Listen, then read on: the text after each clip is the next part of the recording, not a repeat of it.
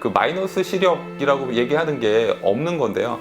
시력은 일단 가동력을 측정하는 거죠. 일정한 거리에서 작은 글씨를 봤을 때 구분을 할 수 있냐 없냐, 이제 그걸 측정하는 거기 때문에 마이너스라는 개념은 존재하지 않고, 보통 시력을 여기 요 정도에서 손가락 정도 구분할 수 있느냐부터 시작을 해서 1.0 그 정도까지를 보통 측정을 합니다. 마이너스 시력은 마이너스 디옵터랑 어떤 시력이 합쳐져서 나온 얘기고요.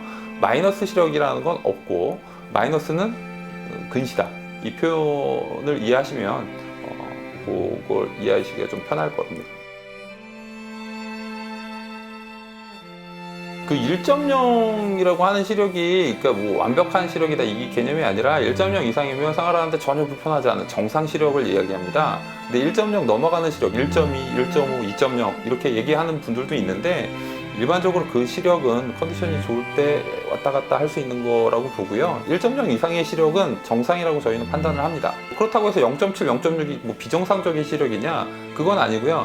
0.7, 0.6은 원거리를 볼 때 약간의, 아니면 뭐 근거리를 볼 때 약간의 안경이나 요걸 쓰면 조금 더 잘 볼 수 있는 시력인 거죠. 그래서 그거 가지고 뭐 엄청나게 큰 의미를 부여할 수 있는 건 아니고요. 어느 순간 뭐 야간에 운전할 때라든가 이럴 때 안경이 필요한 정도의 시력이다, 이렇게 생각하시면 됩니다. 뭐 굴절 수술을 했을 때 1.0을 만들어 놓으면 완벽한 거다, 보통 이렇게 얘기해요. 수술적인 걸 다 한 거니까. 안과에서 제일 중요한 건 시력이기 때문에 1.0이라는 시력을 되게 중요시하게 생각하는 건 맞습니다. 그게 잔여각막량이라고 보통 표현합니다. 수술한 다음에 얼마가 남느냐에 대한 부분인데, 우리 각막은 내피세포와 겉에 있는 상피세포와 중간에 실질로 구분이 돼 있어요. 근데 이제 상피세포의 두께는 한 50마이크로에서 60마이크로 뭐 이 정도 사이라고 보시면 되고요. 그 다음에 내피세포는 한 10마이크로 정도입니다. 두께에서 차지하는, 내피세포가 차지하는 영향은 되게 미미하죠. 근데 상피는 한 10% 정도 되기 때문에 그래도 어느 정도 구분을 하고 들어가야 됩니다. 그래서 수술을 하고 나서 그럼 잔여각막량 얼마 남기는 게 좋으냐, 이것도 하나의 이슈가 될 수 있습니다. 원래 예전에는 그런 이슈가 없었습니다. 잔여각막량 뭐 한 200 남겨도 되는 거 아니야? 이래가지고 다 때렸죠. 근데 그런 기준이 없었기 때문에 라식의 부작용이 부각이 됐죠. 실질적으로 어떤 학회에서 제시한 어떤 근거는 300마이크로다, 잔여각막량은 300마이크로 이상 남기면 안전하다, 이런 주장이 얘기가 됐습니다. 그래서 이제 안과에서도 전반적으로 300마이크로 지키려고 했죠. 잔여각막 300마이크로면 상피세포 포함하면 300 한 5, 60 된다는 얘기입니다. 자, 그럼 그거가 과연 안전하냐? 제가 봤을 때는 그 검사 장비의 오차가 분명히 존재합니다. 그 각막의 두께를 찍을 때 이 장비로 찍고 저 장비로 찍고에 따라서 조금씩 왔다 갔다 해요.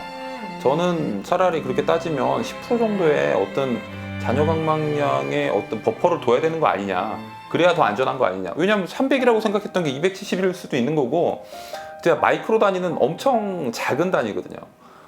그래서 제가 생각한 거는 330 정도의 버퍼가 맞지 않냐라고 판단했고요. 그러니까 그게 맞다라고 기준을 삼으면 라섹 수술할 때 380 이하면 안 되지 않나? 390 그 밑으로 남으면 더 위험한 거 아닌가? 이런 생각을 하게 됐습니다.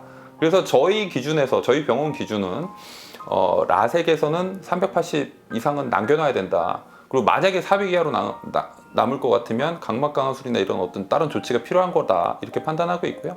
라식 같은 경우는 잔여각막량 330 이상을 지키려고 합니다. 그게 제일 중요한 포인트가 될 것 같고요. 스마일도 마찬가지고. 난시에는 부정난시가 있어요. 또 상당 부분 차지합니다. 부정난시인 경우에는 솔직히 수술을 이쪽으로 접근하면 안 돼요. 라식 라섹으로 접근하면 안 되고, 부정난시는 또 뭐랑 연결이 되냐면 결국 부정난시에서 원추각막으로 갑니다. 원추각막이 부정난시의 끝판왕이라고 생각하시면 되고요. 부정난시일 때는 각막 모양이 일단 이 정점이 이 가운데 센터에 있는 게 아니라 사이드에 있는 겁니다. 정점이 일단 사이드로 가게 되면 약간 모양이 삐딱하게 가는 거죠. 그럼 빛이, 각막을 통과한 빛이 한 군데 정점을 맺는 게 아니라 약간 이상한 데에 맺게 되겠죠. 자, 부정난시 치료는 기본적으로 일단 원추 각막일 경우에는 원추 각막의 치료를 하면 됩니다. 인텍스 링 삽입술을 하든가 아니면 크로스링킹이라고 해서 각막 교차 결합술을 진행하죠. 근데 이제 가벼운 단계의 그런 경우에는 일단 최대한 각막 모양이 안 변하게끔 하는 게 중요하기 때문에 렌즈를 안에 넣는 렌즈 삽입술을 이용합니다. 특히 뭐 교정 시력이 잘 나오는 경우에는 렌즈 삽입술이 맞을 수 있고요. 또 하나 요즘에는 교정 시력이 잘 나오는 경우에는 가벼운 정도의 각막 비대칭이 있을 경우에는 엑시머 중에서 토포 가이디드라고 표현하는 각막 지형도의 모양을 이용해서 각막을 깎아주는 장비가 있습니다. 그런 거를 사용하기도 합니다.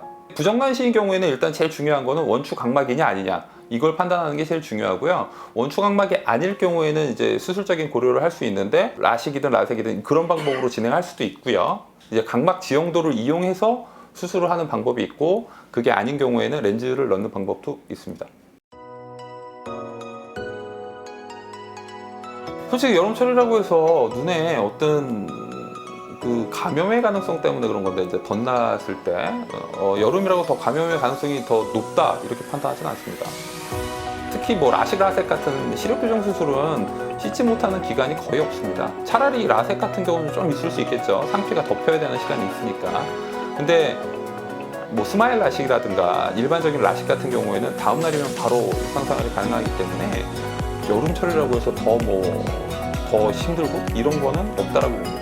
솔직히 방학을 이용해서 굳이 해야 되나? 이런 생각도 있어요. 왜냐면 요즘에는 워낙에 빨리 회복되기 때문에 스마일 같은 경우는 뭐 주말에 그냥 하시면 충분히 가능하지 않나 이렇게 생각되죠.